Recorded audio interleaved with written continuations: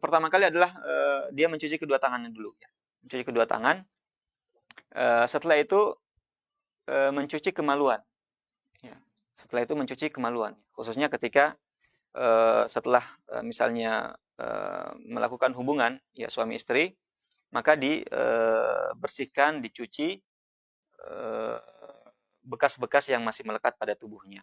Demikian juga jika itu adalah misalnya bekas-bekas darah haid dan nifas, dibersihkan, ya dibersihkan dengan menggunakan tangan kiri. Juga dengan menggunakan sabun ya, kalau memungkinkan. Nah setelah itu, setelah dia menggunakan tangan kirinya untuk mencuci, lalu dia kembali mencuci kedua tangannya, ya, dan sebaiknya dengan menggunakan sabun.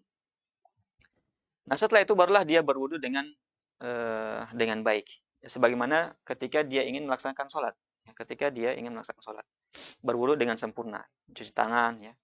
Kemudian kumur-kumur, mencuci wajah, kemudian tangan sampai sikutnya, mengusap kepalanya, dan mencuci kedua kakinya. Nah, setelah selesai berwudu, ya, maka sebelum membasahi seluruh tubuhnya, yang pertama kali adalah mengambil air, kemudian mencuci kepalanya ya, sebanyak 3 kali. Ya, jadi misalnya ada timba atau bejana, dia cukup mengambil air, misalnya sepenuh tangannya, lalu disiram ke kepalanya, lalu kepalanya disela-sela, ya, untuk memastikan bahwasanya air telah sampai ke seluruh permukaan kepalanya atau seluruh kulit kepalanya. Hal itu dilakukan sebanyak 3 kali. Hal itu dilakukan sebanyak 3 kali. Nah, sebagaimana ketika Rasulullah SAW katakan kepada istrinya ya, innama yakfiki an tahsi ala ra'siki salasa hasayatin. Cukuplah engkau menyela-nyela kepalamu dengan 3 kali. Kemudian setelah itu khusus untuk mandi haid, ya, mandi dari haid dan nifas, dianjurkan untuk mengurai rambutnya. Ya. Kalau misalnya diikat, dikepang, maka dilepaskan.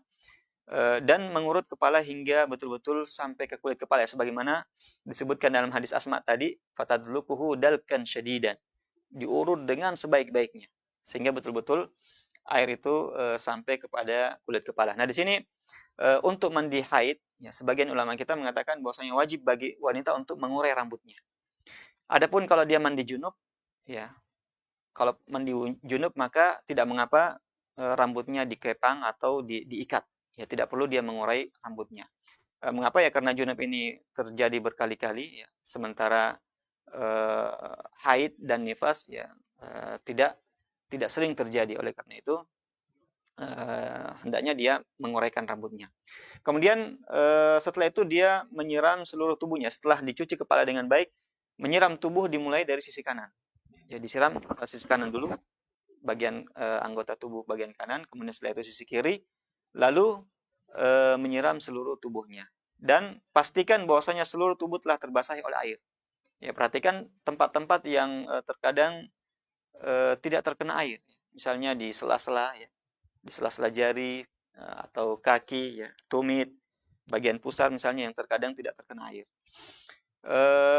Dan khusus ketika mandi haid dan nifas, maka dianjurkan untuk mengoles parfum ya di sekitar kemaluan untuk menghilangkan bau yang kurang enak. Sebagaimana disebutkan dalam hadis tadi ya.